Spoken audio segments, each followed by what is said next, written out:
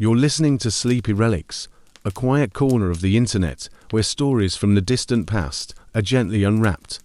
Not to excite you, but to help you settle in, slow down, and maybe, just maybe, drift into a peaceful slumber. If you're new here, thank you for joining us. If you find yourself enjoying this long, calm journey through time, consider subscribing to the channel. It helps more than you know. And if you're awake enough, feel free to leave a comment. Tell us where in the world you're listening from and what time it is there. It's always fascinating to see just how far this quiet little channel reaches. Tonight's story is about a side of the medieval world we rarely hear told quite this way. Not kings or castles, not knights or crusades, but the darker, quieter rhythms that pulse beneath the pickpocket's hands, the forger's ink, the whisper of footsteps in a shadowed alleyway. This is a story of outlaws and misfits, of punishments both harsh and symbolic, of secrets tucked beneath cloaks and within tavern walls. It's not a tale of gore or glory, but of daily survival in a world where justice was swift and often very public. We'll begin, as always, by stepping into the ordinary, the everyday life of someone you'd never see in a royal tapestry, a man or woman, breathing the same air as the righteous, but living by rules of their own. So now, let your eyes soften, let your shoulders fall, and together, let's return to a time where guilt might hang from a gallows, but crime itself moved in the shadows. Imagine yourself waking up in a space no larger than a wagon's frame. The ceiling above you is low, warped wood, pocked with old nail heads and spider webs. The walls lean inward slightly, as if they, too, are tired. Your mattress, if you could call it that, is a worn woolen sack stuffed with straw so brittle it crackles with every shift. There's a hole in the corner of the roof, just big enough to let in a thin, hesitant beam of dawn light. Through it comes the sounds of the town stirring, a dog barking at nothing in particular, the clatter of wooden shoes on cobblestone, the distant clink of a blacksmith's forge beginning its day. You are not a baker, you are not a mason, nor a cooper, nor any of the other honest professions that stack their goods by market stalls with pride. You are a petty thief, a skilled one, not without a code. You avoid violence. You work alone when you can. You favor quick hands and quicker exits. But most importantly, you understand the rhythm of this place. You know when a merchant's attention will falter, and when a maid's coin purse swings just wide enough on her belt. You rise quietly, no hearth to warm you, no breakfast laid out. A dry crust of rye bread, half hard with age, waits by the window ledge. You chew it slowly, eyes on the street below. Already the watchmen are out. They carry cudgels, not swords. Most of them are underpaid, overworked, and half blind in the early hours. They don't look up, but you do. You always do. Your clothing is unremarkable by design. A faded green tunic, a brown belt, hose that have seen better days. You carry a knife, not to use, but to show, to suggest you're not defenseless. Its blade is chipped. You keep it clean. Appearances matter. Today, you plan to pass through the market square, not to buy, just to watch, to observe which store keeps its coin chest unlocked, and which vendor sets their wares too far from reach. These are the details that keep you fed. You slip out through the back of the building, your steps muffled by the soft dirt and ash tramped into the alley's floor. It smells of rot and smoke and boiled cabbage, but it's familiar. You nod to a woman emptying a chamber pot. She ignores you, as always. In the square, the day unfolds like it always does. The fishmonger slaps his catch onto the table, the scales glinting weightly in the light. A friar begs 4 alms with a practiced, distant tone. Children run barefoot between stalls, laughing as they dodge baskets and legs. No one notices you because you've made it your art not to be noticed. There's something almost meditative about it, this existence. You breathe in the smell of yeast from the baker's chimney, the sharp tang of vinegar from the tanner's stall. You notice a man setting down a sack of onions, stepping away just a moment too long. You don't take it, not today. You're saving your luck for something better. And besides, Luck runs out quickly in a town like this, and when it does, the punishment is never quiet. Now let's drift away from the crowded marketplace and follow the story of one man, not a myth, not a legend, but a documented figure whose life danced between the monastic and the criminal. His name was Eustace, known to some as Eustace the Black Monk, to others, simply Eustace the Outlaw. He was born around the year 1170, in the Boulonnais region of northern France, the son of a nobleman Baudouin de Courset. From this, you might imagine privilege, a stable inheritance, a straightforward path into power or ecclesiastical life. And indeed, that was his start. He trained as a Benedictine monk. A life of quiet contemplation, of black robes and Latin psalms, of labour and study and abstinence. For a time, Eustace followed that life, but something shifted. No one agrees precisely when or why. Some accounts say he left the monastery where his father was murdered, and he sought vengeance. Others say he was falsely accused of sorcery, yes, sorcery, and fled rather than submit to ecclesiastical trial. Some even whisper that he dabbled in dark arts himself, though these stories often came from rivals and chroniclers eager to stain his name. What is clear is that Eustace renounced the cloistered life and turned to a very different form of survival. He became a pirate. He raided shipping lanes in the English Channel, took to the seas like a man born to it. He aligned himself with King John of England, though not out of loyalty. It was a pragmatic partnership, one that paid well and offered royal protection. Eustace's ships harassed French vessels and blockaded ports, and in return, John allowed him leeway and land. But as with many men who live by theft and tide, alliances are fluid. Eventually, Eustace turned his ships against England, siding with France instead. Some say he switched sides for money. Others suggest he was betrayed by the English and simply sought revenge. Whatever the cause, his infamy only grew. He became a name whispered by merchants and sailors alike. His fleet was said to darken the horizon like a storm. His tactics were clever, ambushes timed with the tide, escape routes plotted with precision. In 1217, his luck finally ran dry. During the Battle of Sandwich, a decisive naval encounter between the French and English forces, Eustace was captured aboard his own flagship. The English accused him of treason and piracy. He offered a large sum for his life. Some sources say 10,000 marks. They refused. He was executed on the deck of the ship, beheaded. But even in death, the stories did not stop. Some said he laughed as the blade came down. Others claimed he cursed the king with his final breath. There are even records suggesting a fragment of his skull was kept as a grim souvenir by one of the knights. In the centuries since, Eustace has become a kind of spectral figure, part monk, part marauder. A man who once sang psalms in Latin, and later shouted commands across the sea. And perhaps that is what makes his tale so strangely compelling, that he lived in the narrow gap between virtue and crime, between religious devotion and calculated rebellion. Now let us leave the salt air behind and return inland to a quieter, stiller place. A grassy rise just beyond the town walls, where nothing grows quite right, and the wind always seems to know where it's going. This was the Gallows Hill. Nearly every medieval town had one. A space both practical and symbolic. A place for punishment and for public memory. Gallows were more than wooden beams and ropes. They were deliberate instruments of civic theatre, highly visible, deeply symbolic, and surprisingly regulated. Their location was carefully chosen, just far enough from the town centre to spare the everyday rhythm, yet close enough to be unmistakable. Often raised on a hill or placed along a busy road, a warning, a boundary, a statement. The structure itself was simple to uprights, one crossbeam. The rope, usually made of hemp, some larger towns used permanent stone platforms.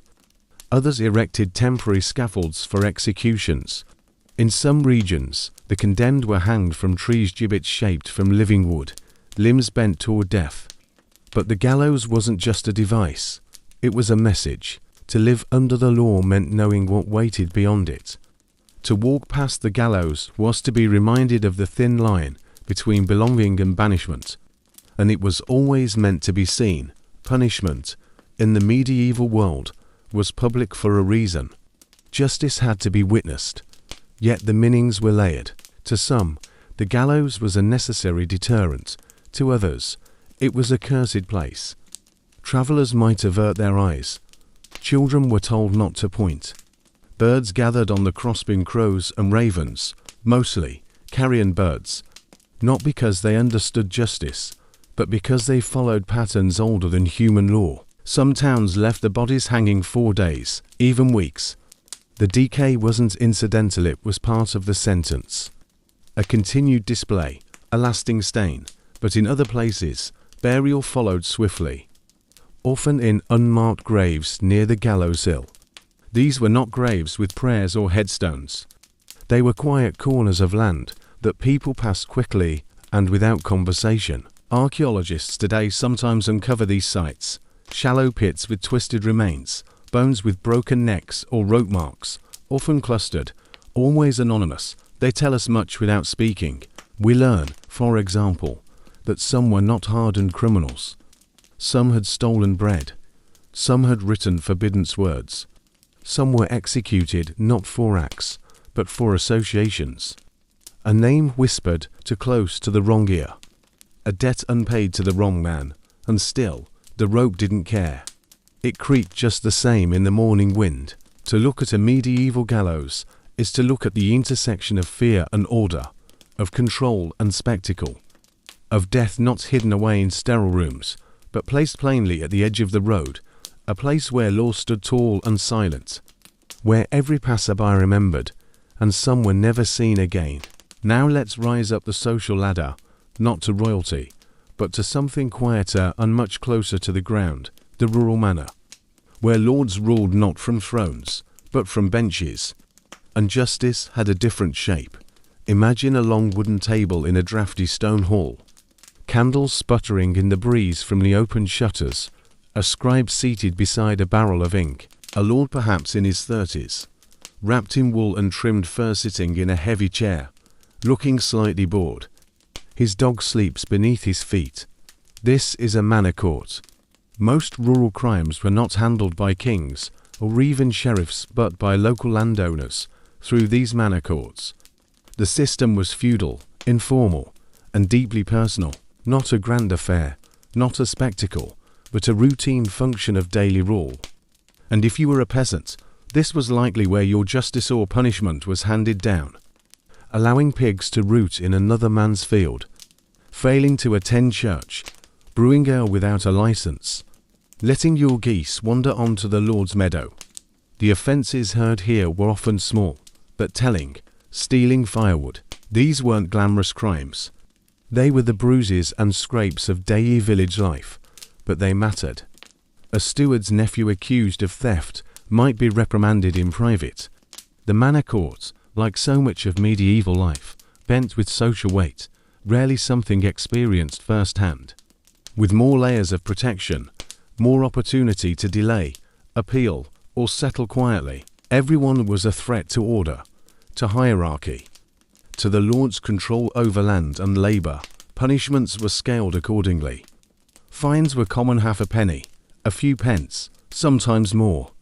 Public shaming, through the stocks or pillory, was also popular. Physical punishment, floggings, cropped ears, or branding were less frequent in these courts, but not unheard of. Often, the goal wasn't pain, it was correction, visibility, a warning to others. But here's the crucial distinction. If you were of higher status, things looked different. A squire's son caught in a drunken brawl might be fined and quietly escorted home.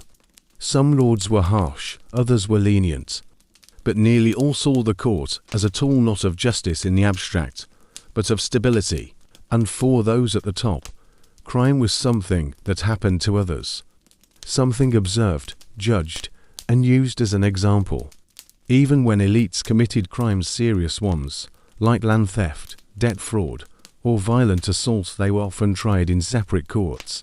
It's a quiet truth of the time. that the line between crime and punishment could be redrawn by wealth, that the same act done by two men of different standing could meet to very different ends. And yet, the peasants still came to court. They bowed, they pled, they accepted their penalties. Because the manor was more than a place of power. It was the framework of their world. To defy it completely was to step outside the only system they had. And once outside, there were few paths left but outlawry. Let's step away from the manor and into another kind of enclosure, not a cottage, not a hall, but a chamber beneath the earth, where daylight does not reach, a prison cell, not the structured rows of modern penitentiaries, not long corridors lined with numbered doors. Medieval prisons were often little more than holding places, temporary cages of stone and straw where the accused awaited trial, punishment, or transfer. Imagine descending a narrow staircase, damp with moss, carved unevenly from stone. The air cools noticeably. The walls are slick. You duck slightly as the ceiling lowers. There is no torch lit for you. You bring your own light. Inside, the space is low and narrow. No beds, no separate quarters, one bench, if you're lucky. More often, prisoners slept directly on the floor, dirt or flagstone, perhaps covered in rotting straw. Depending on the jailer's mood or the town's funds, the scent is heavy, sour, earthy, stale. A mixture of sweat, mold, human waste, and time. The air itself seems still, barely disturbed by breath. Rats move easily in and out, bold in the dark. You are not alone. Two others share this space with you. One is a woman, accused of poisoning a neighbor's well. The other is a youth, no older than 16, taken for poaching deer on the Lord's lands. They do not speak, not because they are hostile, but because there is nothing to say. Food comes once per day, sometimes not at all. A crust of bread, a dipper of water or weak ale. If you have family, they may bring more. If not, you wait, sometimes, coins buy comfort. A straw mat, a bit of cloth, a second serving of porridge. The jailer doesn't keep records. He does not explain his system. His power is both petty and absolute. Time here is fluid. You may be held for 2 days, or for 2 months. The date of your hearing shifts with the weather, the availability of a judge, the mood of the town bailiff. No one tells you when. You sleep when you can. You press against the wall for warmth. You dream of the open sky. And yet, there is no shouting, no screaming, only quiet resignation. Some write on the walls names, prayers, pleas, scratched into the stone with bits of bone, wood, or iron, a sort of soft resistance. A way to say, I was here, I existed, and outside, life continues. Merchants call out prices. Children chase chickens through the square. Church bells ring the passing hours, but in here, you do not measure time by sound. You measure it by the growth of mildew, the deepening hunger, the flickering hope that you will be released, or at least remembered.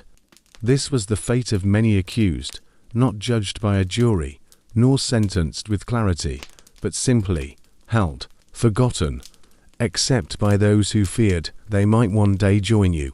Let's leave the cell behind now, and follow a story carried not by shadow, but by whispers, by records penned in clerical hands, by accusations that walked the line between criminality and fear. Her name was Alice Keitler, a woman of wealth, of marriages, and of mystery.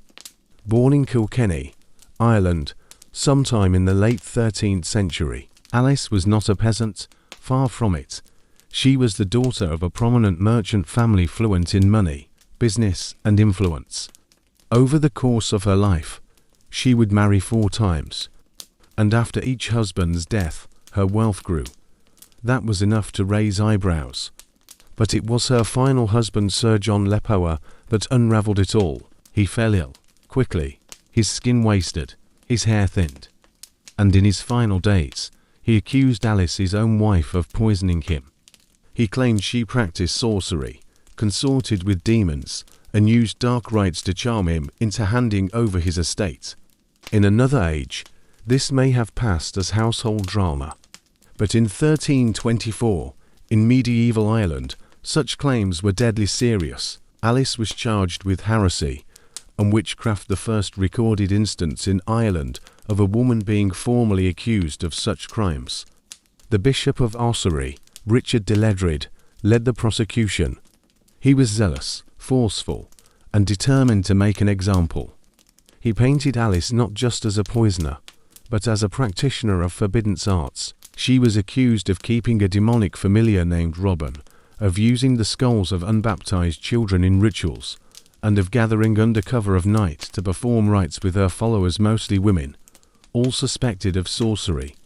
It sounds theatrical, but these were not rare accusations. In a world where literacy, wealth, and assertiveness in women often invited suspicion, Alice's independence was dangerous.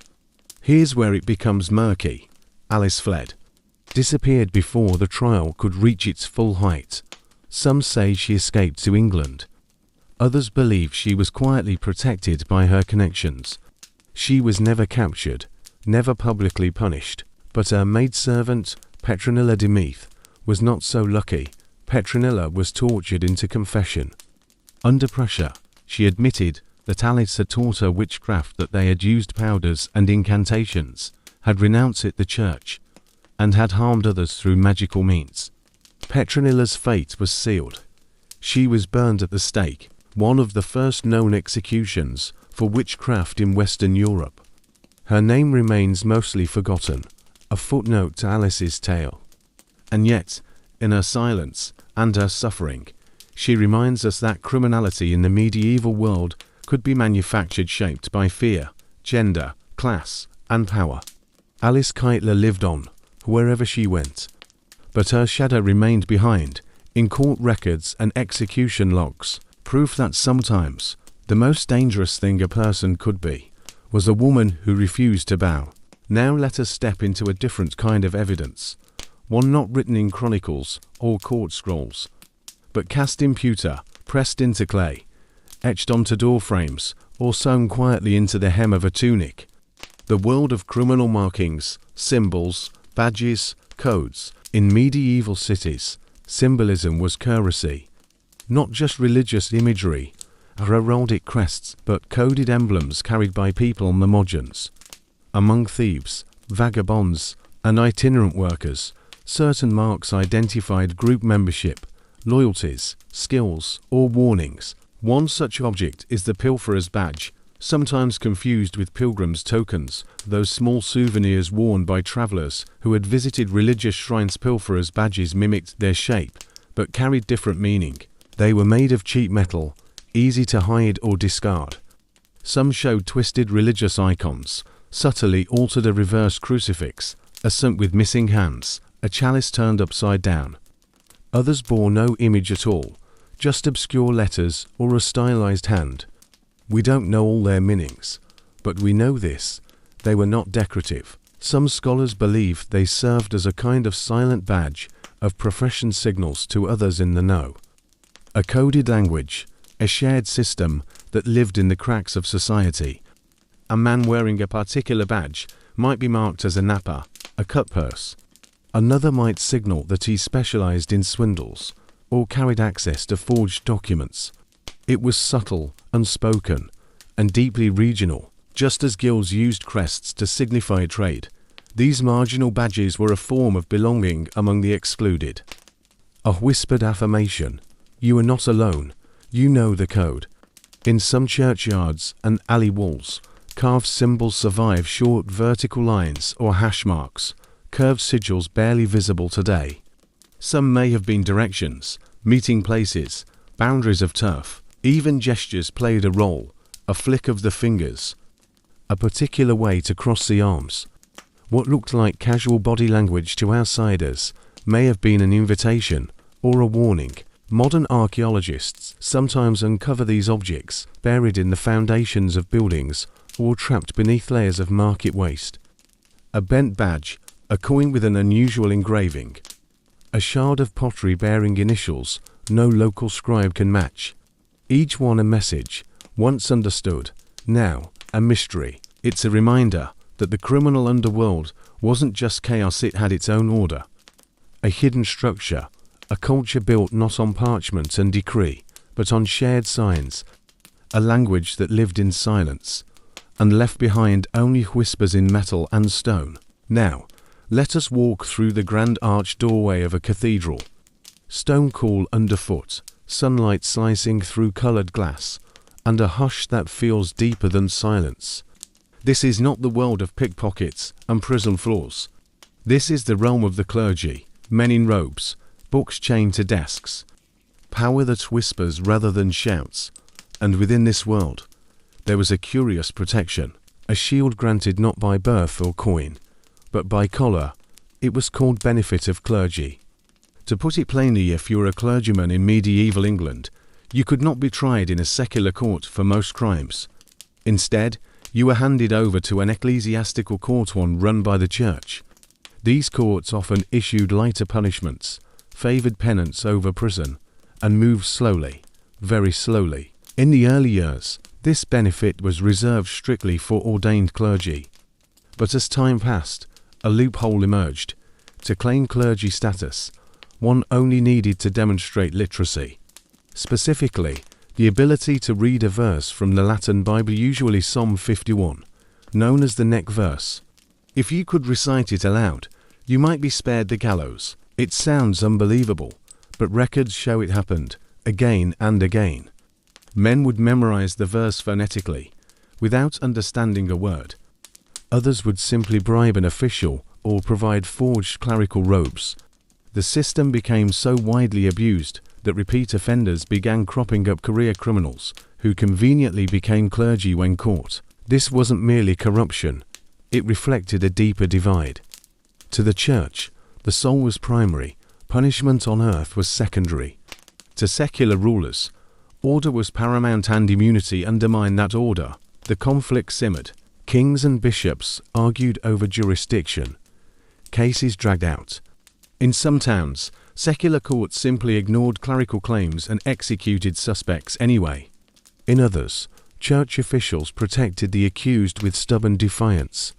And yet, the rule held far longer than one might expect. Even murderers, if declared clerics, might walk free with little more than penance and exile. It was not just about religion. It was about access. Because who could read in a world where most could not? Who could afford clerical robes? Who could memorize Latin psalms and stand before a judge with confidence? Those with education, with wealth, with protection. And so, while the poor thief who stole a loaf might hang, the well-spoken man in black robes might slip through the noose entirely. It is a stark reminder that justice then, as now, is often shaped not only by law, but by who was allowed to speak within it. Step off the main street now. Slip into the narrow alleys where washing lines stretch overhead and footsteps echo oddly against damp brick. There, behind a crooked wooden door with iron hinges and a hand-worn latch, is a room where stolen goods are given new lives. This is the fence's workshop, a quiet place. Neither grand nor filthy, simply full. A wooden work table, a few chests, hooks on the wall, shelves that bow slightly under the weight of objects whose stories have been scrubbed clean. A fence was not a thief, exactly, nor a beer, in the usual sense. He, or sometimes she, was a middleman, the one who took what couldn't be sold openly and gave it a path back into the market. Imagine the air in this space, dry, close, faintly metallic. You can smell wax, ink, old cloth, and the ghost of warm metal filings. Laid across the table are items waiting to be altered. A small pewter goblet, once marked with a merchant's crest, now filed smooth. A leather purse dyed with cheap ink to mask its original stitching. Tools sit neatly beside them, a fine blade, a shallow hammer, pigment pots, beeswax, a quill knife. Some of the work is repair. Mending tears in a tunic, patching a satchel, making it look like it was never stolen at all. Other work is more transformative, scratching out initials, removing dye, melting metal to cast new coins, though that last part, coin clipping or forging, carries a death sentence if caught. A knock at the door, Soft, 2 taps, then 1, the signal. A boy enters, no older than 10. He says nothing, just places a parcel on the bench and waits. The fence doesn't ask where it came from. He unties the cord, lifts the cloth. Inside, a brooch, cheap but attractive, likely snatched from an open stall, easy to move. Payment is not given in coin. Not here. Not now. Instead, a slip of dried meat, a promise of bread later. Maybe protection, if the boy is part of a network. Networks, after all, are the fence's true trade. He knows who needs a ring to propose, who can smuggle goods to another town, who's looking for a blade, or a key, or a seal that bears a name no longer living. The workshop is quiet again. Outside, the world calls such work a crime. But in here, it is simply adaptation, survival, a craft, not unlike the blacksmith or the scribe, only less visible and far more careful. Now, let us follow one man through the folds of fabric, accent, and false name. Not a nobleman, not a warrior, but a careering pastor slipping through the cracks of the system, not with violence, but with theatre. His name, at least most commonly, was Robert Stafford. His story unfolds in 14th century England, a period of upheaval, post-plague recovery, peasant unrest, and social flux. A good time for someone clever and hard to pin down. Robert Stafford became notorious not for a single crime, but for many small ones, repeated with uncanny consistency. He posed as a priest to solicit alms, as a royal messenger to demand lodging, as a knight to secure horses and weapons, each time adjusting his accent, his clothing, his bearing. He was not especially violent, nor greedy. He often stole only what he needed: a meal, a cloak, a few days' safety. But his real crime, at least in the eyes of the law, was undermining the rigid certainty of identity. Medieval society was built on the visible: your clothes, your title, your land. To impersonate was not merely deceit, it was destabilization. Robert's most famous con took place in Sussex, where he successfully posed as a king's courier for over a month while riding from town to town, collecting goods and coin on royal authority. He was given food, fresh horses, shelter in manor houses. No one questioned him until he tried the same trick in a town where a real courier had just passed through. He was arrested, jailed, and placed on trial. The records show that he laughed during his sentencing. He was flogged, then released, then caught again and again. His ability to vanish and reappear under new names became something of a legend. Some accounts suggest he lived into old age, still fooling townspeople as a wandering friar. Others claim he eventually vanished for good, not caught, not killed, just faded back into the crowd. There is no monument to Robert Stafford, no grave with his name, just scattered entries in court rolls, noting his aliases, his charges, his offences. But his story reminds us of something quietly unsettling, that even in an age obsessed with order, a man with a cloak, a calm voice, and the right papers could become anyone. Not every punishment ended in blood or exile. Some lived in wood and iron, fixed to the heart of the village, neither entirely cruel, nor entirely forgotten. Let's return to the town square, that well-trodden space just outside the church steps or beside the market stalls. Children run through it, women barter, pigs sniff near the edge. And there, almost blending into the setting, is a bench. At first glance, it looks ordinary, weathered, rough-hewn, a place to rest. But look closer, at the wooden boards, the rusting iron clasps, the slight depression worn into the seat from long hours of penance. These are the finger stocks, unlike the more famous pillory, which trapped a person's head and hands upright in public display. Finger stocks were subtler, more local, designed for smaller offences: gossiping, quarrelling in church, failing to pay a small debt, petty theft. The accused would sit on the bench, their fingers trapped between two planks pressed tightly by pegs or clamps, leaving them immobile and exposed. They could be kept there 4 hours, sometimes with a written notice above their head declaring their misdeed. It wasn't designed to cripple, but it humiliated. It was inconvenient, boring, a forced display of shame. And that was the point. Passers-by would glance, children might giggle, others might nod in quiet judgment, but no one would intervene. This was a theatre of correction, not cruelty. And nearby, perhaps mounted on the church wall or the edge of the market cross, hung another curious object, the iron collar, sometimes fixed to a chain, sometimes bolted to a post. The collar was placed around the neck of the guilty, not tightly, but firmly, a symbol of restraint.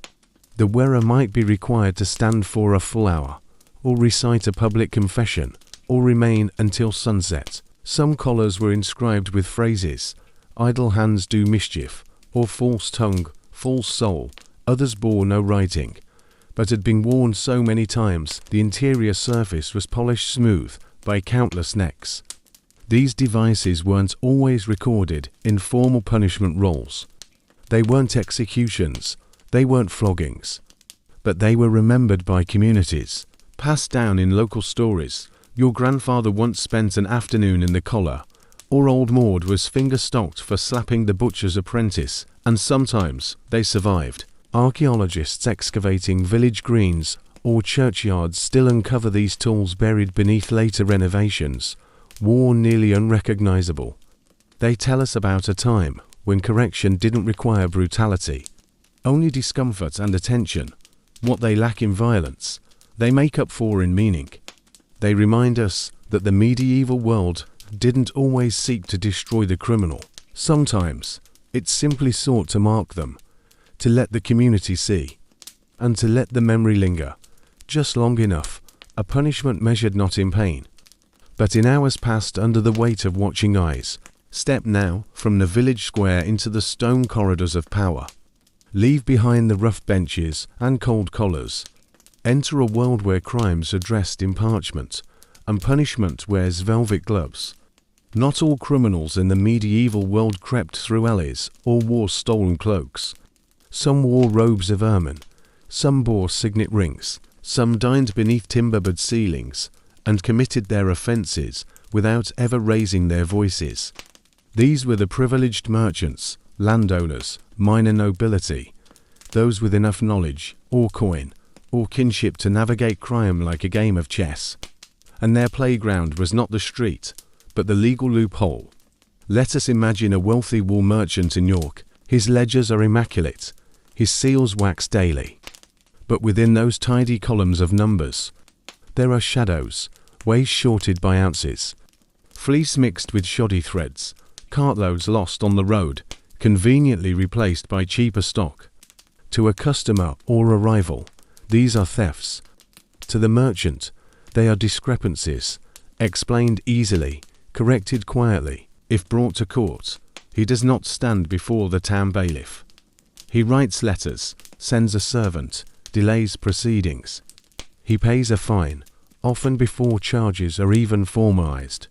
Records show many such cases resolved with the phrase amicably settled, no jail time, no stocks, just a quiet rearrangement of funds and favors. Now consider a minor noble. He owns several villages, hundreds of acres. He owes debts, as many nobles did. So one winter, he simply begins enclosing more land, pushing his fences outward, claiming pasture that once belonged to his tenants. It's a form of theft, but when the tenants complain, they find no audience. The steward dismisses them.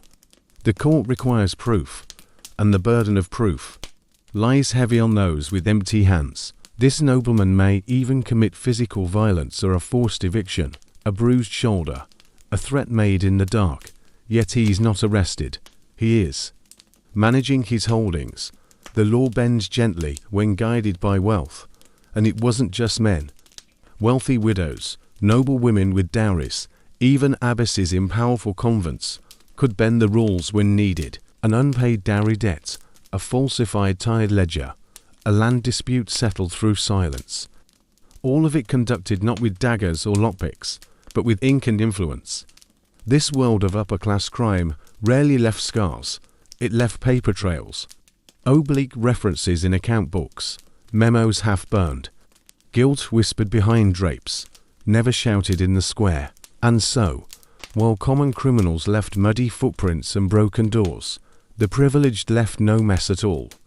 Just a quiet rearranging of truth, and the understanding that justice, when bought early, seldom comes calling. Let's return once more to the underside of the city. Not to a jail or a courtroom, but to a cellar, cool and quiet, lit by a single rushlight stuck in a lump of old tallow. Its flame barely trembles. Here, among scraps of lead and slivers of copper, a man sits hunched at a low bench, turning honest coin into lies. He is a forger, not of documents, though those exist too, but of money. A crime that carries no leniency, no fine, no gentle correction. In most places, it is treason. But here, beneath the streets, the risks are outweighed by need. The tools are simple, a pair of iron dies, each carved with the image of a king's face. A crucible, blackened by years of fire, bits of base metal, carefully hardened pewter, tin, lead. And to the side, a stack of genuine coins for reference. The process is methodical. Metal is melted, poured into blanks. Each disc is flattened, trimmed, cooled, then pressed between dies to carry the impression of the realm's authority. He works slowly, not from lack of skill, but because mistakes cost dearly. Each coin must look real, feel real in the hand. To light, and suspicion rises, to clean, and it draws the eye. To many in circulation, and patterns are noticed, some forgers are artists. They mix just enough silver into the blend to pass a quick bite test.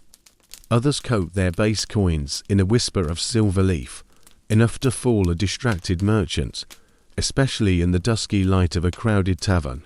But even more common than full forgeries is coin clipping, a practice both precise and deceptively easy. Picture a genuine silver penny. A smooth, round edge. You take a small knife, shave off a whisper of silver. Repeat this across dozens, hundreds of coins. Melt the shavings down, create new coins, pass them off as real. The original pennies still bear the king's mark, but now they are ever so slightly incomplete. Authorities fought this with fierce measures. Punishments were swift. Clippers were often hanged or burned, their tools publicly destroyed. In London, clipped coins were nailed to the doors of guild halls as warnings. But the crime continued, quietly, because in a world where silver fed families and protected against hunger, the temptation to trim the edge was always close. Back in the cellar, the man places a finished coin on a wooden plate, inspects it under flickering light. He does not smile, he does not speak. He simply presses his thumb against the king's face and moves on to the next. Now let's wander further back, into the damp lowlands and dense woods of 11th century England, where the line between rebellion and banditry was drawn in mud and myth. Hereward, son of Leofric, was born into minor Anglo-Saxon nobility. His early life is clouded in half history, half legend. But by the time of William the Conqueror's rise, Hereward had become something else, a rebel or a criminal, depending on who was telling the tale. Some say he was exiled in his youth for unruliness. Others claim he fled a feud or a scandal. Whatever the reason, he disappeared from records for a time, only to return after the Norman conquest as a force of defiance.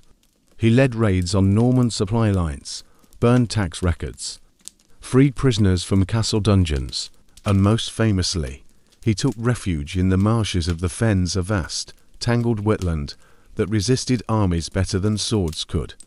There, with a band of outlaws, escaped serfs, and former soldiers, he built a kind of guerrilla resistance, attacking at night, disappearing by dawn, slipping through reeds and mist like a creature made of the land itself. The Normans called him a traitor, a thief, a disruptor of peace, but to many locals, he became a folk hero.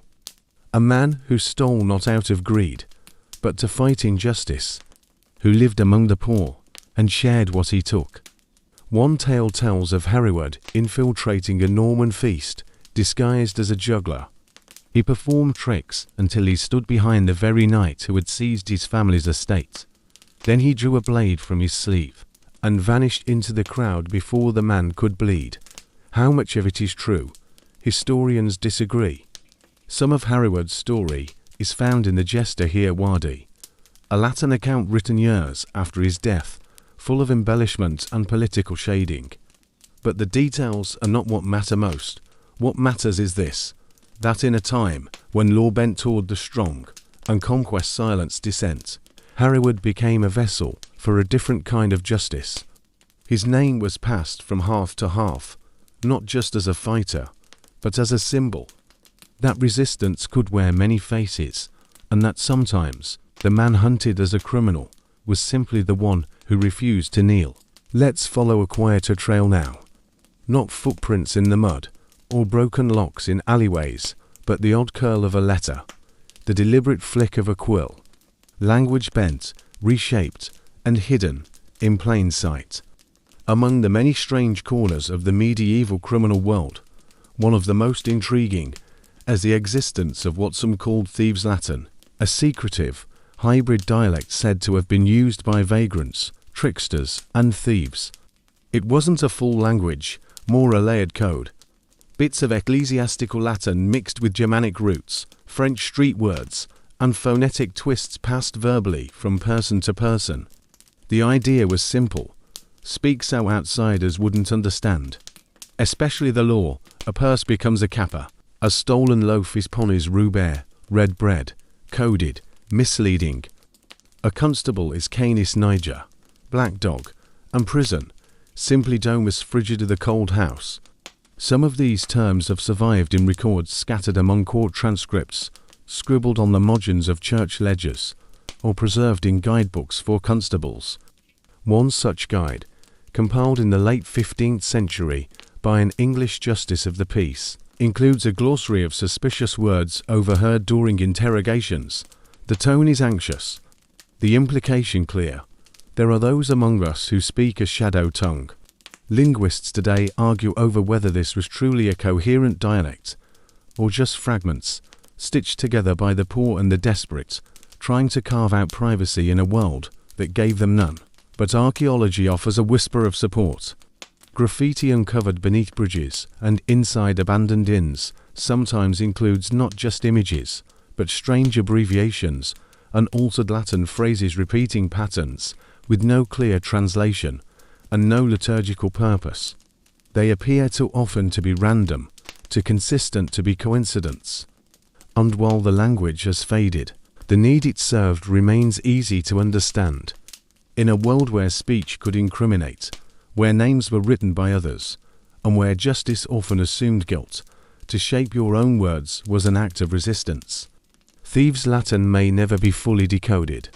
Its grammar was fluid, its syntax invented, but it was real enough to scare the magistrates, and quiet enough to carry across rooftops and through shutters, soft as a lullaby, dangerous as a secret kept along. Let us now pass beyond the gates of the town, beyond the gallows hill, beyond the markets and chapels, to where stone grows cleaner and banners stir in the breeze.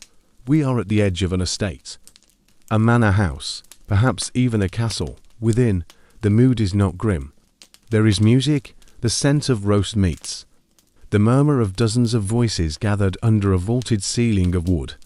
This is not a court of law, but a feast, and here sometimes, strangely, justice was served with wine. Among the nobility, punishment took on a very different shape. Yes, there were formal courts and written records, but within the great halls of the wealthy, justice could also become theatrical. Picture a nobleman's retinue, dozens of servants, clerks, retainers. Inevitably, some would steal, lie, break custom, but rather than call in the sheriff or drag them to stocks, some lords would deliver justice during dinner. A servant accused of theft might be summoned during the meal, made to stand before the guests. The steward would read the charges aloud, and the lord, reclining with goblet in hand, would pass sentence. Sometimes, this meant dismissal or a fine, or a symbolic punishment, shaving of the head, forced dancing in rags, or carrying a wooden goose on their back to mock greed. Guests would laugh or gasp, depending on the delivery. It was not always cruel. At times, it was even half-hearted, more performance than penalty. A reminder of hierarchy dressed up as revelry, but there were deeper layers. Some elite households employed jesters or fools, and occasionally, only occasionally, these figures were ex-criminals, spared death or branding in exchange for service. Their job was not only to amuse, but to play the licensed outsider, to speak uncomfortable truths under the mask of humor. One jest might contain a veiled accusation. One rhyme might hint at a noble's recent dishonesty. And in this strange arrangement, criminality became part of the entertainment, contained, controlled, made palatable. No ropes, no chains. Just the quiet knowledge that a mistake, if embarrassing, could still be paraded in fine company. For the truly elite, justice wasn't always about law. It was about optics, maintaining order without disturbing the feast. And so, in castles as in cottages, wrongdoers were punished, but the method reflected the marble. Where peasants were flogged in the square, the gentry might simply be laughed at over roast duck, then sent to bed without wine. Let's return now to the bustling streets. Midday.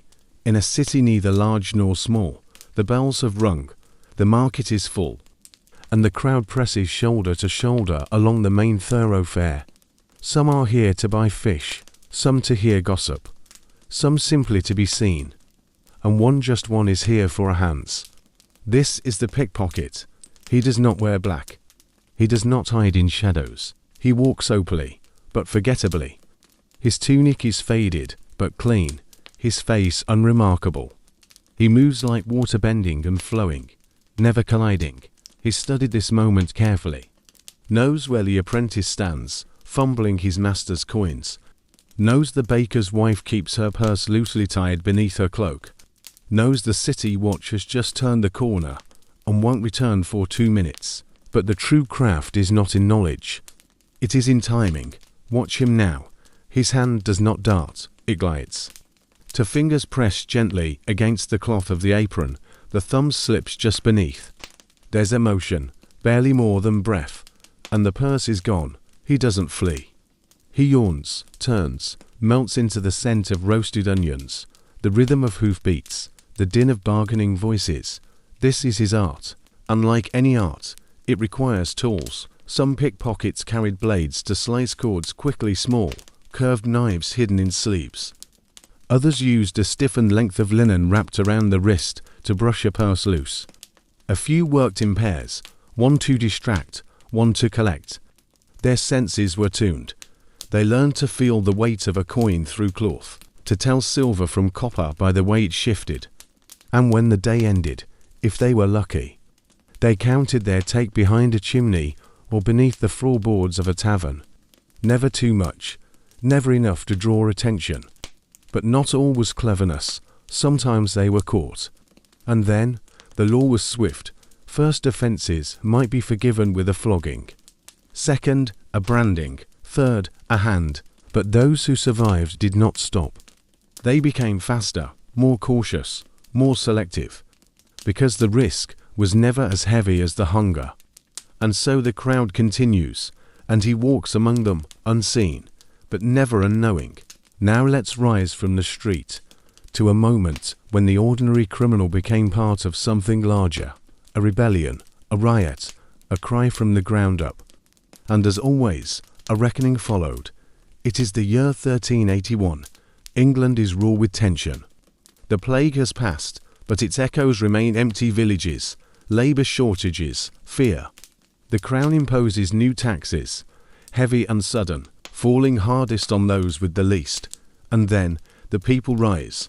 It begins in Essex and Kent, common labourers, former serfs, and villagers tired of paying for wars they didn't start. They march, first in dozens, then hundreds, men, women, some children, armed with pitchforks, axes, and righteous anger. Among them are known criminals, petty thieves, outlaws, vagrants, But here, they are not outcasts, they are comrades. They burn manorial rolls, the very papers that bind them to lords and taxes. They storm jails, releasing prisoners. In London, they sack palaces, kill royal officials, demand justice, freedom, an end to bondage servitude. And for a brief, strange moment, they have it. King Richard II, just 14 years old, meets them, promises reform, speaks of mercy, offers charters, sealed with the crown's own hand, but within days, the tide turns. Their leader, Wat Tyler, is killed in a public square, mid-parley, cut down by the Lord Mayor of London. The charters are revoked, the king declares rebellion. And now, the law turns its full attention not on generals, but on bodies. The retribution is methodical. Courts move quickly. Hundreds are arrested, many executed, others flogged, branded, or mutilated. Among the condemned are men with long criminal records, but also men with none, boys who threw stones, widows who gave bread to the marchers, tanners who hid rebels in their sheds. The label of criminal was elastic, convenient. It let the state erase dissent by framing it as theft, as violence, as disorder. And so, the line between political rebellion and ordinary crime dissolved. Criminality became what the powerful feared. Those who had once stolen bread now died for slogans. Those who had once evaded taxes with lies now died for truth shouted loudly. And yet, something remained. The revolt failed. But the fear it planted of the poor, of their anger, of their organization, would echo for centuries. A lesson written not in parchment, but in blood, and remembered, in silence. Let's leave the battlefield of ideas now, and step below. Beneath the cobbled courtyards and half-warm taverns, down into cool darkness, where the air tastes of ash and damp wood. These are the inn cellars, storage by day, something else by night. Many medieval inns had more than a place for ale and travellers. They held side rooms, accessible only by certain stairwells, low ceilings, no windows, stone floors, sometimes packed dirt. And secrets. These weren't dungeons or crypts. They weren't elaborate, but they were useful. Some served as safe rooms for illicit trades fencing stolen goods, hiding fugitives, meeting quietly with eyes on the floor. Others were used by criminal networks for planning, not dramatic conspiracies, perhaps. Just survival. How do we move the smuggled wool? Where's the magistrate this week? Whose badge do we avoid in Norwich? The clues to these underground spaces are faint. Archaeologists sometimes find unusual drainage channels, to shallow for beer barrels, to smooth for sewage, or hearths positioned off-centre, built for heat, but not cooking. Odd niches in the walls, hidden doors, long sealed. In one case, in the city of York, a cellar beneath a 14th century inn was found to contain dozens of clay tokens, simple discs, like playing pieces, each etched with strange symbols, slashes, dots, crescent shapes. No clear explanation. Too rough for coin. Too uniform for waste. Were they gaming pieces, or a ledger of debts, or part of a code no one now can read? Records are equally vague. A few innkeepers were fined for encouraging unlawful gatherings. Some buildings were quietly torn down by civic order. No charges, no trial, just removed. And then there are the whispers. Old stories of secret tunnels between inns and churches, of passageways that connected ale cellars to the town jail.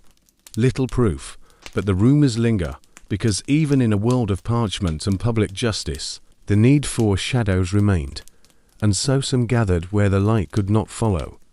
Beneath barrels, behind false walls, where silence was the only real protection, and perhaps that's where some crimes were born, but also where some kindness was hidden too. Let us step now into a different quiet, not a cellar, not a jail, but the cloister of a monastery. It is early morning. The sun just brushes the horizon, casting long shadows over flagstones worn smooth by sandals and time. The bell has rung for prime. Monks file into the chapel silent, hooded, focused. Here, the world feels far from criminal. Rules are strict. Daily life is orderly, built on prayer, reading, and labor. But even here, crime found its place. Monasteries, though cloistered, were not immune to corruption or misdeed. Monks stole from stores, falsified harvest records, siphoned ale, quarreled with lay brothers, and, in rare cases, committed far worse. But unlike townsfolk or traders, monks had a particular privilege: internal justice. Crimes within monastic walls were dealt with behind closed doors. Each order had its own system, its own gradations of guilt and penance. A monk who stole bread might be barred from communal meals. One who falsified accounts could be denied penance, forced to work in silence. More serious offences could result in imprisonment, not in a town jail, but in a monastery cell with bread, water, and hours of prayer. Some monasteries had literal punishment cells, stone rooms without windows, where the floor stayed damp and voices echoed. A monk might remain there 4 days, weeks, sometimes longer. But what makes these punishments unique is their invisibility. They were not public. They left no mark on the body. Only the soul, supposedly, bore the weight. And when crime moved beyond the monastery, when a monk was caught stealing livestock or involved in a dispute outside, he could often still be tried by ecclesiastical courts. Not all escaped. Some were defrocked, handed to secular law, but most were handled quietly. Confession played a central role, not only to God, but to the abbot, to the brotherhood, a kind of ritual purification. One monk's crime might be read aloud during chapter, then followed by weeks of silence and fasting. No torch-lit executions, no public pillories, just a slow process of spiritual reckoning. To outsiders, this seemed like protection, to some, like weakness, but to the monks, crime was a flaw in the spirit, not simply in behavior. And so, punishment took a different shape, a softer, quieter one, meant not to shame, but to reform. Whether it always succeeded is another matter. Picture now a man with a pouch of dice, not a soldier, not a thief in the narrow sense, but a hustler, a medieval trickster who travels not with swords, but with games. The year could be 1300 or 1470, or any year in between. This figure barely changes. He walks from village to village, carrying no tools, but a small wooden cup, a few lengths of knotted string, a coin that can appear and disappear in the fold of his sleeve, and of course, the dice. They are bone, usually. Smooth, yellowed, hand-carved, their dots uneven, their corners nicked with time and use. He arrives at the edge of a fair, sets up near the tavern door, and begins slowly, deliberately just watching. When enough faces gather, he tosses the dice onto a makeshift board. A game begins. Simple rules, small stakes, a copper penny here, a crust of bread there. But behind the smiles and laughter is the quiet art of the grift. One die is subtly weighted. The wooden cup has a hidden groove. The knot of string slips free at just the right pull.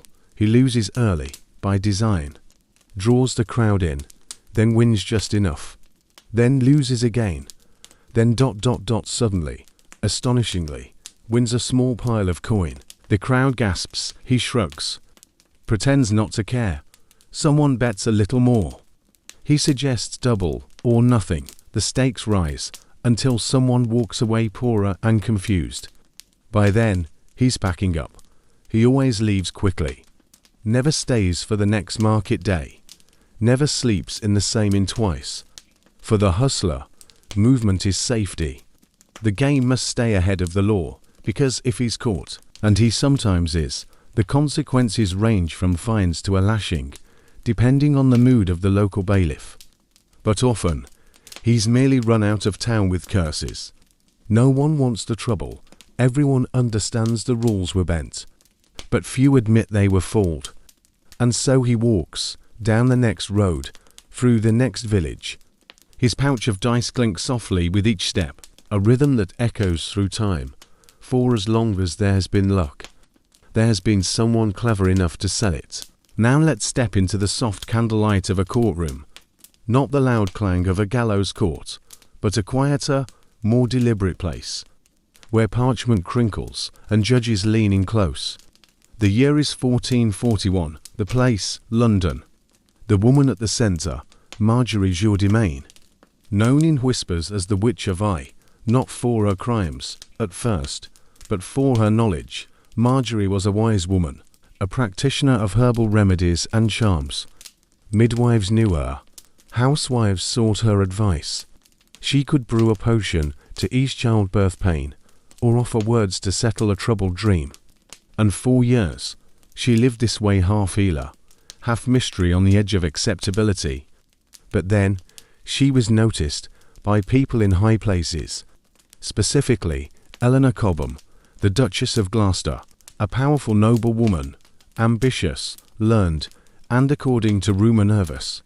Eleanor is said to have consulted Marjorie for sorcery, to foretell the future of the king, to bolster her husband's power, to conjure protection in a court full of whispers. When the scandal broke, it landed hard. Eleanor was arrested. So were her clerical associates, and Marjorie found herself swept into the centre of it all. The charge, heresy and witchcraft. She was tried by a church court, ecclesiastical, deliberate, cold. Unlike some accused witches of later centuries, she wasn't tortured to death. But neither was she spared. Records show she was branded. A hot iron pressed against her flesh, likely her hand or shoulder. The mark a visible, permanent reminder. It was punishment, but also a warning, a symbol to all others that knowledge, especially when carried by women, had limits. And yet, Marjorie's story doesn't end with fire or rope. She did not die at the stake. She survived the branding, was imprisoned for a time. Then, quietly, her name faded. Whether she returned to healing or lived the rest of her life in silence, we cannot know. But she remains a figure worth remembering, not because of the magic she may or may not have worked, but because of how quickly a useful woman could become a dangerous one, how close healing lay to heresy, and how thin the veil could be between a midwife and a witch. Now we turn the pages of a strange book, not a gospel or a chronicle, but something rarer, a book of punishments. It is fragile, kept under glass in a regional archive, its edges darkened by time, its ink still legible beneath centuries of dust. The Codex Penalis, a manuscript of obscure origin, believed to have been compiled in the early 1400s, somewhere in Central Europe. No author, no title on its spine, only a series of illustrations and short texts, each one depicting a different sign of guilt. These were not legal codes, not formal judgments, they were symbols, badges, garments, and postures meant to indicate a crime without saying the word. A man painted in yellow, holding a split staff, said to mark a liar, condemned to carry two truths, and one falsehood at all times.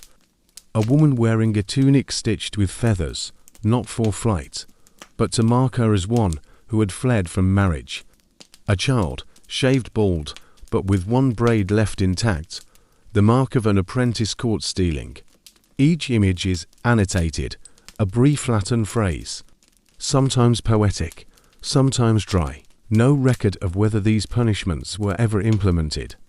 No cross-reference in legal codes or ecclesiastical records, and yet traces have been found. In a village burial ground in Saxony, a skeleton was unearthed with an iron ring fused into one ankle bone to light for imprisonment, to permanent for wear. Elsewhere, scraps of embroidered cloth bearing crescents, stars, and broken wheels, no known heraldry, no guild symbols. Theories abound. Was the Codex a satire, a pedagogical tool, or a genuine attempt to create a more visible justice? One entry depicts a wooden yoke, painted red, to be worn by those who overcharge their neighbours. Another shows a man with a bell hung around his neck so his shame would be heard as well as seen. What unites these is not violence, but symbolism, justice as story, punishment as theatre, guilt not hidden away, but worn. It echoes through modern traces, the dunce cap, the scarlet letter, the branding iron, and though we cannot confirm every image's use, the codex remains a window into how deeply medieval people understood the power of visibility. To be seen was to be judged, to be marked was to be remembered. And long after the sentence was served, the sign remained. Let us now enter the hush of a royal chamber. Not the bustle of court, but the quieter space just behind it, where law is not argued, but rewritten. Here, the scent is of beeswax and vellum.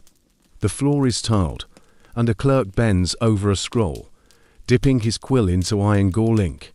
He's drafting a document known to many in the realm, the king's pardon. In medieval England, justice did not always flow downward. Sometimes it circled, sometimes it was sold, and sometimes it was simply set aside. A royal pardon was a powerful tool, a declaration, sealed with wax and ribbon, that a man guilty or not was now free from prosecution. The reasons varied. Some were political, others personal. A few were transactional. A knight who served well in France might be pardoned for killing a man in a tavern brawl. A noblewoman's brother might be absolved of highway robbery, or her dowry was quietly increased. A gang leader who provided mercenaries in a time of rebellion might walk free, while his less useful associates swung from ropes. There were pardons for murder, for theft, for treason. Some were conditional, granted only if the accused joined the next campaign abroad, or donated land to a monastery, or swore loyalty anew. Others were absolute, total forgiveness. Guilt wiped away with a royal gesture. And they were not always hidden. Men would sometimes carry their pardons folded beneath their tunics, ready to display if seized, a talisman of status, proof that their crime, whatever it had been, no longer counted. But not everyone could buy such mercy. The process required access, a clerk who could draft the plea, a noble to carry it forward, coin for bribes, ink, and travel, and someone at court willing to listen. For the poor, this path did not exist. Their forgiveness came only from confession, if at all. The king's pardon, then, became a kind of currency, traded, bestowed, sold, a symbol that the law, like coin, could be bent by the heat of influence. To some, this was justice, to others, corruption. But either way, it meant this, that in the medieval world, not all crimes were punished, and not all punishment was final. Some men walked free not because they were innocent, but because they were needed, or well placed, or simply lucky. And so, a murderer might kneel in chains one morning and rise a night by nightfall. Not by atonement, but by parchment. Let's drift into the nighttime air now. The bustle has faded. Taverns close their shutters. Market stalls are covered. A quiet settles in, broken only by the creak of timbers and the slow trickle of water from the eaves. And out in the lane, the watchman walks. He carries a lantern, its light flickering behind slats. A staff of hardwood, taller than his shoulder, and a voice hoarse from calling the hour. It is the third hour of night, and all is well. He speaks not to be answered, but to be known. To let those hiding in doorways or leaning on windowsills know he is present. And more importantly, listening. Watchmen were not guards in the modern sense. They were often townsfolk doing their required duty, rotated, reluctant, lightly armed. Their job was part protection, part performance, to keep the peace, to announce fire, to report unusual movement, to note when a body was found, and sometimes to stop a crime. But crime at night was different. It was softer, slower, shaped by shadow and silence. A shutter creaks open a little too carefully, a footstep behind the tanner's yard. The watchman pauses, listens, and sometimes he moves on. Because what he heard wasn't quite enough, because he knows the boy who steals bread only takes from unlocked stalls. because he knows that stopping a stranger in the dark might bring a blade, and because he, too, has children at home and sore knees. Watchmen were both observers and participants, part of the same world as those they monitored, neither fully enforcers nor fully bystanders. When someone was caught, they rang a bell. Others came running, neighbors, apprentices, whoever was nearby. The crowd decided guilt just as often as any judge, and when the offender was taken in, whether drunk, hungry, or defiant, it was the watchman who returned to his path, back to his route, back to the same dark corners and stone walls, speaking softly to no one. It is the 4th hour of night, and still someone hides behind a chimney. Still, a door closes too quietly. Still, the city breathes in its sleep, and the watchman walks on. Let us step now into the shadowed corners of the scriptorium, where monks copied scripture by candlelight, and others like Geoffrey of Hathersage copied something very different. Geoffrey was not a violent man, no sword, no gang, no midnight ambushes. He wore robes and carried ink, born in the late 13th century, somewhere in the northern reaches of England. He was once a cleric, educated, literate, trusted to write, transcribe, record. But where most used their learning to preserve law, Geoffrey used his pen to bend it. His crime, forgery, not of coin, but of documents, land grants, marriage certificates, and debt releases, all carefully penned in Latin, on parchment scraped smooth, with seals crafted in wax and pressed with stolen crests. He sold them selectively, to farmers hoping to claim just a little more pasture, to merchants eager to erase a debt, to minor lords who wished their title extended a little further than truth allowed. And for a time, it worked. Geoffrey moved often, never too fast. Always with a bag of scrolls, a signet stamp, a pair of spectacles, and a reverent smile, he would arrive in a village, offering his services to the local reeve or priest, copy a few sermons, draft a letter for a widow, and when no one watched, create something new entirely. His work was good to good. Some of his forgeries were accepted into manor records without question. Others made it into church inventories, royal surveys, tax rolls, and then one of them clashed. A disputed land grant appeared in 2 versions, one genuine, one not. A steward noticed, and inquiry followed. Geoffrey was found in a small town near Lincoln, quietly teaching children to write.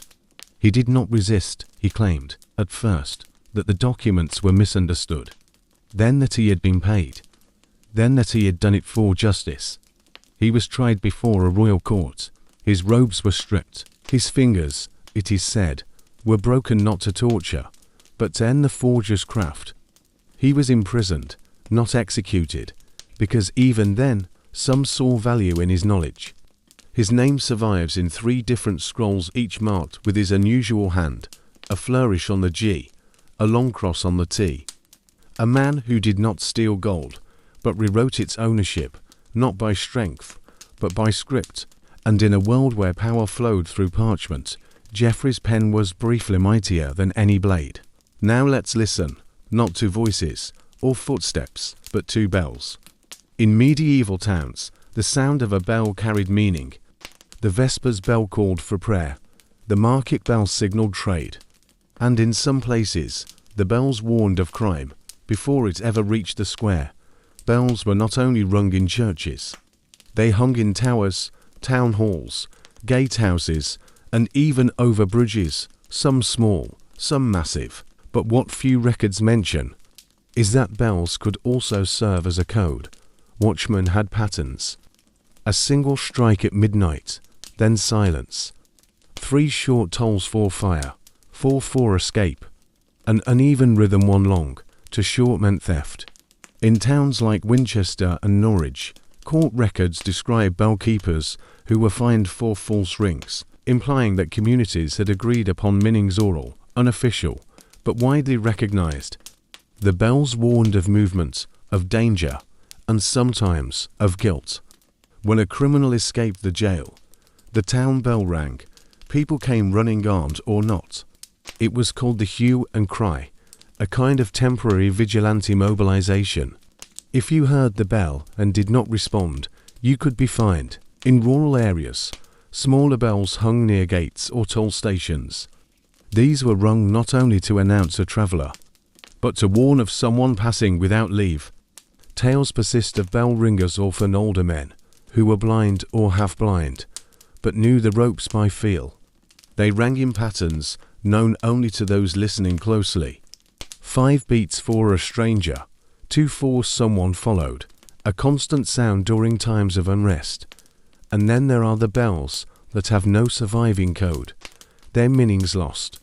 In one French village, a small bronze bell was found buried near the remains of a wooden tower. The clapper had been removed, the bell sealed with wax. Beside it, a thin strip of parchment with faded ink, only a few words visible. Non dicata, let it not be spoken. Perhaps it was a warning that was never meant to be heard again. In a world without sirens or signals, the bell was everything. And so, criminals learned to hear them, to move between the tolls, to run not at the sound, but at its absence.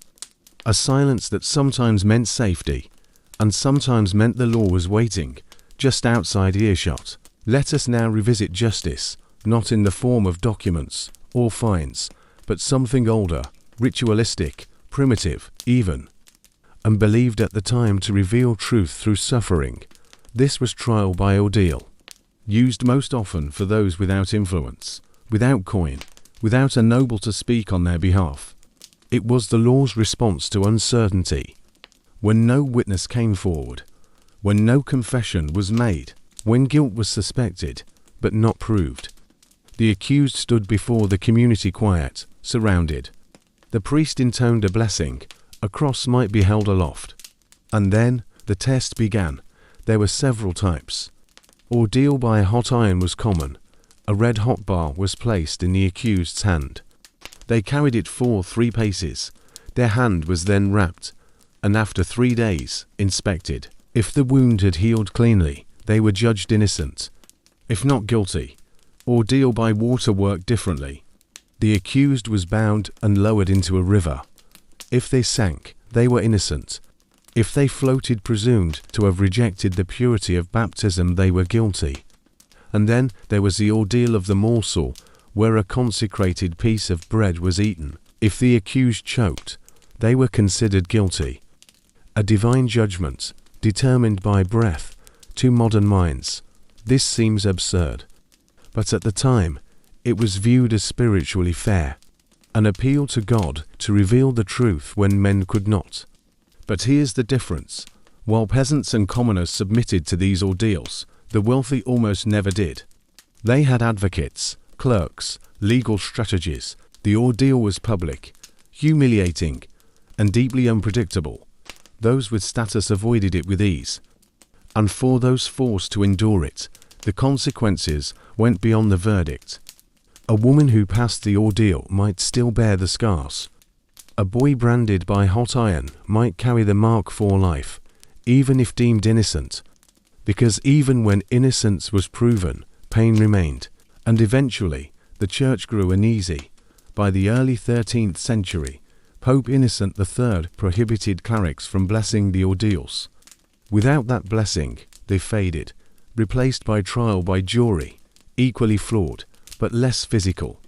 And yet, the memory lingered, in stories, in suspicion, in whispered curses, that once you could hold fire in your hand, and have it declare your name clean. Now let us leave behind towns and courts entirely. Let's walk toward the coast, a narrow inlet, a place where reeds bend easily in the wind, and gulls cry in long, shallow arcs above the tide.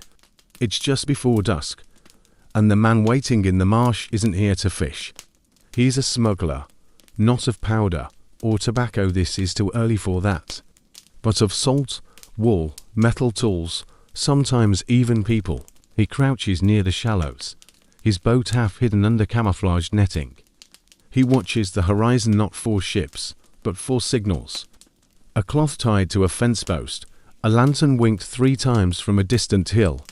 Signs agreed upon days ago, over quiet cups in loud taverns. Smuggling was a trade born from restriction. Laws forbade certain exports. Wool, in particular, was tightly regulated, its sale to foreigners limited, taxed, monitored. But the demand across the channel was high. And where there is demand, there are boats. The smuggler knows the tides better than any priest knows the Psalms. He knows how to pack fleece so that it doesn't rot with seawater. He knows which villages will look the other way and which ones report for coin. Tonight, he's waiting for a monk. Yes, a real monk, or so he claims. One with silver goblets wrapped in linen and hidden among sacks of rye. Why? The monk says it's for a French priory. The smuggler doesn't ask. The boat slips into view, low, flat, quiet. 1 oar to passengers, no voices, just gestures. Bags passed from hand to hand. The exchange takes minutes, but the risk is real. If the customs officers catch them, they lose the goods, face fines, or worse, the pillory, or branding for repeated offences. Yet here they are, because smuggling isn't only about greed. It's about margins, survival, sometimes justice when a law favours the powerful too openly. The goods are stowed, the boat disappears, and the smuggler walks back inland, his boots soaked, his breath light in the cooling air. A man who broke the law, not with anger, but with quiet precision. And behind him, the inlet returns to silence. The reeds sway, and the waves wash the footprints away. Let us now return to the gallows. But not to the condemned, to the man who holds the rope. His name was William Paynell, and he lived during the early 15th century in a town that has since shrunk into farmland. He was not born to the scaffold. His father was a blacksmith. His mother sold candles. But fate or misfortune placed him in the path of the bailiff one cold March morning. A man had been condemned, and the town's regular hangman had fled. Fear, guilt, cowardice, no one said for sure. William was offered the task, not asked, offered, and he said yes. Perhaps out of need, perhaps out of resignation, perhaps because it was easier than saying no. He hanged the man. The knot was clumsy. The drop, too short, but the town accepted it. And so William became the executioner. Over the years, he performed many tasks, hangings, brandings, the occasional amputation. He never enjoyed it. He never refused. He was paid in coin, food, and avoidance. No one spoke to him directly. Children whispered his name as a curse. He lived on the edge of town, in a cottage with one chimney and no visitors. But he kept records, tidy, brief notes on each job. Thief, 2 counts, quiet, woman, arson, screamed, pardoned, then returned. Hung 4 days later, boy, ran, crying, prayed. His most famous job, if such a word applies, was the triple execution of 1423, 3 brothers, all accused of conspiracy. William had to build a new gallows for it. He did it alone, at night. He requested more rope than usual. Not to reuse, he refused to reuse rope, but to ensure clean drops. He'd learned how to measure by height, by weight, by demeanor. He believed in quiet deaths, not out of mercy, but out of order. When he died, years later, no one claimed his house. His papers were found by a vicar, stored in a chest, then archived. And now, a century later, they sit in a museum drawer, never exhibited. Just catalogued. William's name does not appear on monuments. He's not remembered in song. But his work unwanted, uncelebrated, was the final chapter in dozens of lives, and he recorded them all. With steady hands, with silence, and without apology. Now let's step inside the stone again, into a chamber where the light fades quickly, where footsteps echo differently, and where the walls speak. This is a prison cell, real, preserved, found beneath a disused courthouse, or inside an abbey once turned jail, and its walls are covered, not with paintings, not with religious icons, but with carvings, words, shapes, symbols, etched by hand, with nails, pins, broken pottery, whatever was available. They are called graffiti, but that word feels too careless. These are more than idle marks. They are a final conversation. A name written over and over. A date paired with a cross. A bird in flight, its wings outstretched across the curve of the stone. An eye, a dagger, a word, miserere, have mercy. Sometimes a whole prayer, sometimes just the first line, abandoned or unfinished, interrupted. Archaeologists have catalogued these marks for decades. They trace them with soft brushes, document them under angled light. And still, many remain untranslatable, because they are not always written for us. They are written for the person themselves. To pass time, to claim space, to leave a mark. In one chamber, beneath Norwich Castle, a single figure appears repeatedly, a crowned man with a blank face, arms raised. Some believe it is Christ, others think it is the king, or perhaps the prisoner himself imagining power as he awaited sentence. In another cell, hidden beneath a rural courthouse, the wall bears tally marks 53, then a space, then 3 more. Were they days, victims, prayers? The stone doesn't answer. In yet another, only one phrase survives scratched deep. He knows. Nothing more. These marks were never meant to survive the centuries. They are not art. They are not record. They are defiance, or fear, or remembrance. A way to say, I was here, I waited, I mattered. And as you trace your fingers over them, if you could, you'd feel the grooves where skin once trembled, where hope lingered, then passed. These are the voices of the forgotten, not in books, but in stone, and they do not fade. Even when the world forgets their names, let us step once more into the cathedral, not as pilgrims, not as sinners, but as observers of a different kind of misdeed. Because within these walls of carved stone and coloured glass, beneath vaults that echo with Latin chant, lurked a quieter set of crimes, less visible, less punished, but very real. We speak not of priests or monks this time, but of the bureaucrats of the church, the scribes, the treasurers, the notaries, the men who handled parchment and coin, and sometimes shifted them, just a little. Off the books, the medieval church was vast. Its income steady. Tithes flowed from peasants, donations from merchants, land from nobility. And someone had to count it all. That someone might miscount. A notary might misplace a writ of excommunication for a fee. A scribe might erase a donation and assign it elsewhere quietly. A registrar might charge twice for a burial certificate, knowing the grieving would not argue. And above them all, the bishop's household, busy, powerful, insulated, might take its own liberties with the ledgers. Such crimes were not violent. They did not wake the village or ring the bells. But they eroded trust, silently. Sometimes they were caught. A suspicious tally, a clerk to wealthy, a land grant awarded without precedent. In rare cases, there was trial, but more often, quiet reassignment.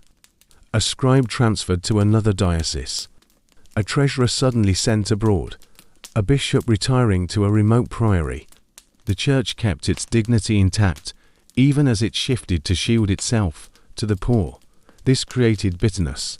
How could a man be whipped for stealing a loaf, while another altered inheritance scrolls and dined by candlelight? But no rebellion came, because the paperwork remained complex, and those who benefited knew how to keep the pages turning. It was not dramatic, not bloody, just efficient. Theft in robes, forgiveness sold in ink. Truth moved to a different drawer, and always the bells kept ringing, and always the candles were lit, and always the facade stood beautiful, unblemished. But behind the altar, the balanced books whispered another kind of gospel. Now, let us follow footsteps, not of a thief or a smuggler, but of a serf, a bonded peasant, a man or woman who walks not in pursuit of riches, but of freedom. The air is still, early morning. Fog clings to the low fields. The manor lies behind its rooftops dim, its bailiff still asleep. And the runaway begins to walk. No cart, no mule, just a bundle of bread, a knife, and a coin sewn into the seam of a sleeve. To flee the manor is a criminal act. Serfs are tied to the land not by chains, but by law. They owe labor. Their movement is tracked. Their marriage is approved, but still, they go. The road ahead is not a road, really, more like a series of footpaths, winding through woodland, across fields, toward market towns, where the name on your tongue matters more than the one in the manorial roll. Some find refuge, a city willing to take them. Because if a serf lives within city walls for a year and a day without being claimed, they are free. This law, simple, rare, quietly powerful, offers a distant light, but reaching it is dangerous. If caught along the road, the punishment varies. A fine, if the Lord is lenient, a flogging, if not, a return to the manor with no rights left at all. And if caught again, worse, but freedom is worth the risk. Along the way, the runaway avoids inns, sleeps in barns, pays in silence and labor, trades one identity for another. In some towns, they might find allies. A widow with space near her hearth, a guildsman who needs strong hands and doesn't ask questions. Over time, the runaway's story changes. They become someone new. A cobbler, a porter, a charcoal burner. No one remembers their old manor, and no one dares return there. Some keep the memory buried. Others whisper it only once to a spouse, decades later. Not all succeed, but those who do, they vanish into the rhythm of the free. And so, the runaway walks, step by step, not toward riches, not toward fame, but toward the simple, radical idea that they might choose where to stand. Now we enter the hushed chambers of memory. A name found in one record, barely noticed, and yet it speaks. John Rippingale. The record labels him an arsonist. The year is 1374. The town, Wisbech, nestled in the fenlands. The charge, that John set fire to a granary belonging to the reeve. The sentence, death by hanging. At first glance, the story seems simple. A crime, a punishment, closed, but between the lines, something doesn't sit right. John was a labourer, unremarkable. He paid his tithes, no previous charges. Described in court notes as quiet, without vice. The fire, however, was real. It consumed much of the grain storage, left several families struggling through the winter. The town was furious. A culprit was demanded. Witnesses placed John near the building earlier that day. Others claimed he had once argued with the reeve over wages. Still others said nothing, simply nodded when asked if he seemed the type. That was enough. There was no confession. No tool or torch found in his possession. But there was urgency. The town needed closure, and someone to blame. John was arrested, tried, condemned. The record ends with a short sentence. Executed at dawn. No protest, but an anonymous note, added in different ink, reads, "May God judge better than man has done." We do not know who wrote that.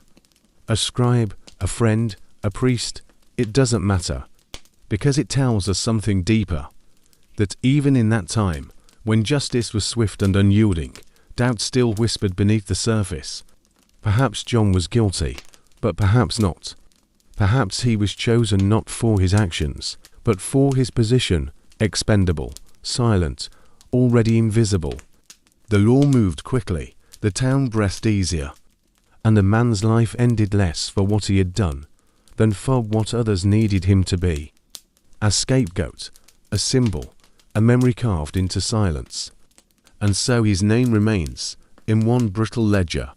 John Rippingale, arsonist or not, gone, but not forgotten.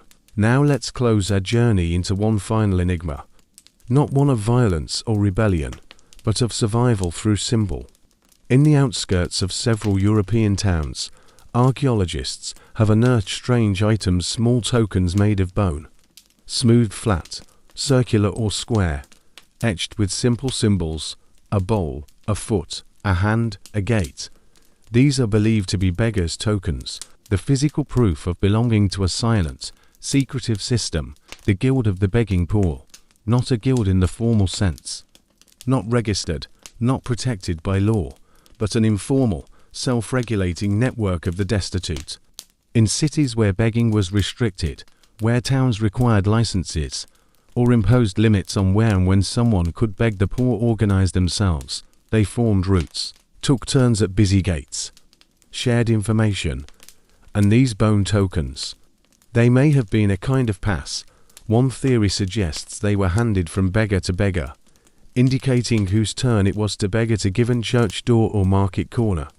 Another theory says they served as reputation markers, a way to show you belonged, that you followed the rules, that you didn't cheat others of their patch. The evidence is thin, just a few dozen tokens scattered across cities like Ghent, Lyon, York, but paired with city records, occasional fines levied against beggars out of turn, or accusations of false beggars who wandered without cause, the picture becomes clearer. This was a world of structure, even at the lowest rung. To be a beggar did not mean to be without order. It meant knowing where to stand, when to speak, when to leave, and in a world where the church preached arms, but towns enforced harsh penalties for loitering. These tokens were shields, proof, tools of the trade. They were lost easily, tossed in the mud, buried with their owners.